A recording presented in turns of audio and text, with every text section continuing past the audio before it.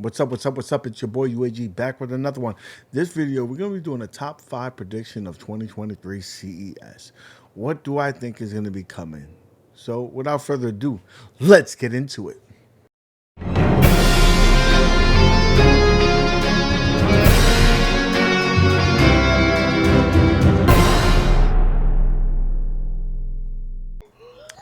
So, with my 5th pick, I'm coming in with Time Crisis. Time Crisis was part of the GameFly leak, so we have to believe that's coming very, very soon. It would be a good time to come out in CES. We're talking about Time Crisis, Point Blank 1 and 2, and Steel Gunner. To round it off, that was what's on those leaks and articles. So you gotta believe that that's coming soon, and it would be a good time to drop that during CES, get everybody hype for the next gun game. Coming in at number 4, coming in with the heat. We was excited when we heard that the Pro cabinets are coming, but maybe we weren't so excited for it being Killer Instinct. But the next one, I think they have to hit it out the park. And what better way to hit it out the park than with one of their favorite publishers that they've been a top seller with, Capcom. Come out with the Street Fighter 2 Capcom Pro cabinet. I'll have Street Fighter 1, 2, Hyper, Championship Edition, Turbo, throwing out other, side-scrolling beat-em-ups or whatnot, maybe even the Darkstalkers. That would be a top-selling Pro cabinet right off the bat, coming with the heat, because you got, you are the center of the stage at CES. No other home arcade company comes to that, so the stage is yours. You have to come in with a banger, and that would move the needle. Coming in at number 3 with the heat would be, I know this is gonna be a bit okay, but I think we're gonna be coming with an 80s driving cabinet, because we haven't given them the 80s that much love, but I think this particular title would get people excited.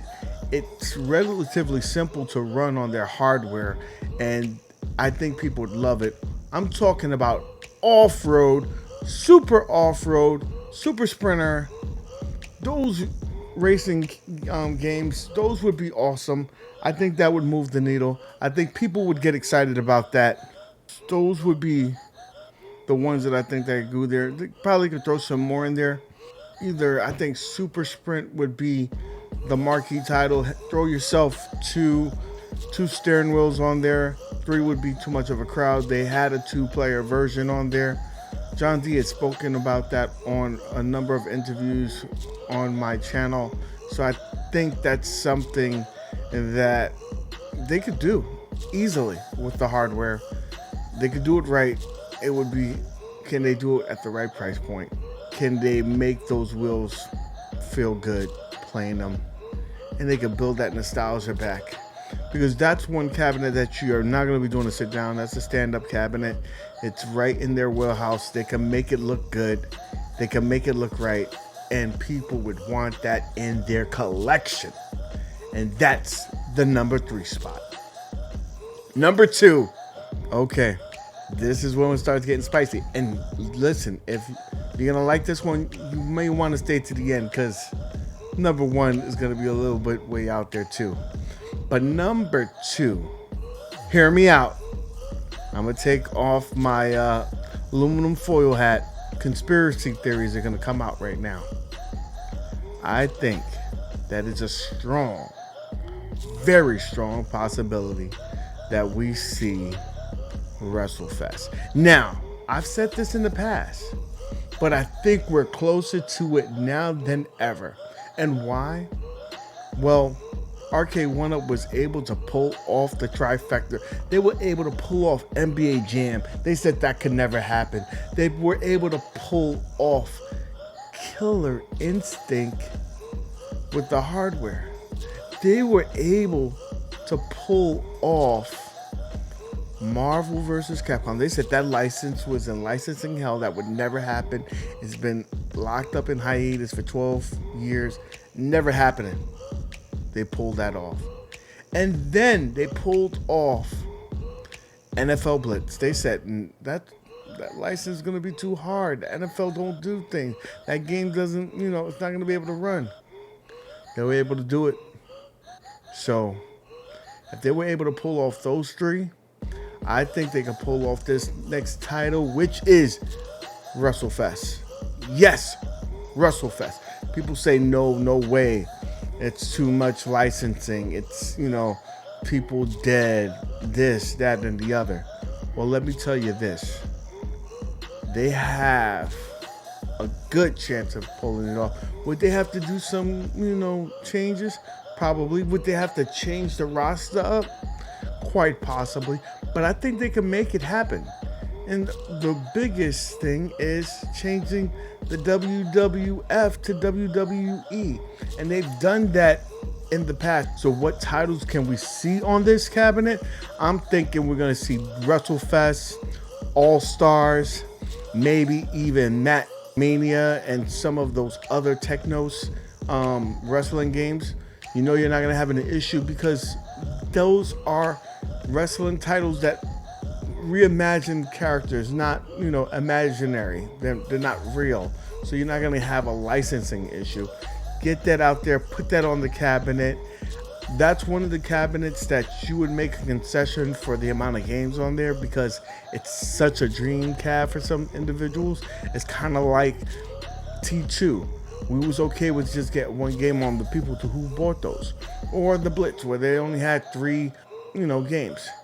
Certain titles you make that concession because this is your dream cab, and this would be so many people's dream cab.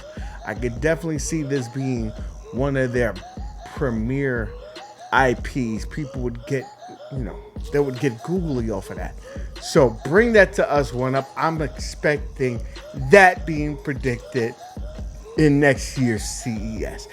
And the number 1 spot. I told you to stick to the end. You're gonna think I'm crazy, but hear me out. What is Arcade1up's number 1 selling IP? Yes, we heard about it, we joke about it, but it's the truth. It's Pac-Man. This company has sold more Pac-Mans than the actual company sold Pac-Mans back in the days. The game's been out since 1980.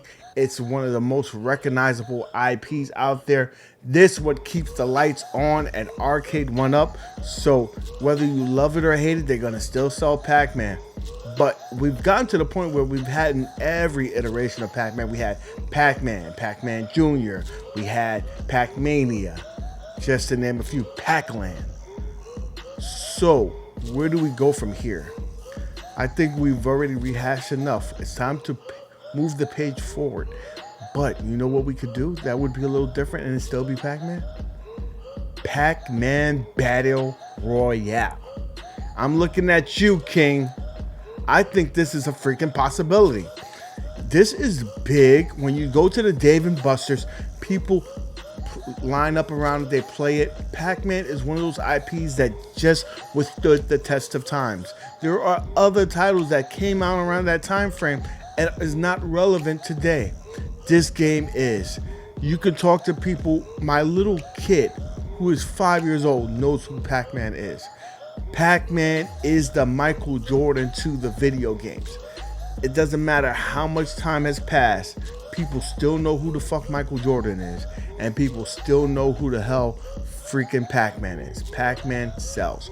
So get us a Battle Royale standing cabinet, kind of similar to the Pong table, 4 players. Get us some cup holders. It would be awesome. And plus, we already have this lovely relationship with Bandai Namco. I'm sure we could get it. I'm sure it'd be a top seller. I think this is the way of the future. Arcade1up, I'm looking at you. You know what to do. So, guys, that's the list. My 5 top predictions for CES 2023. I know I'm early, but I wanted to be ahead of the game. So let me know what you think. Am I crazy? Or am I crazy like a fox and I'm right down the middle and you think you agree with me? If so, let me know what you agree or disagree in the comment section down below.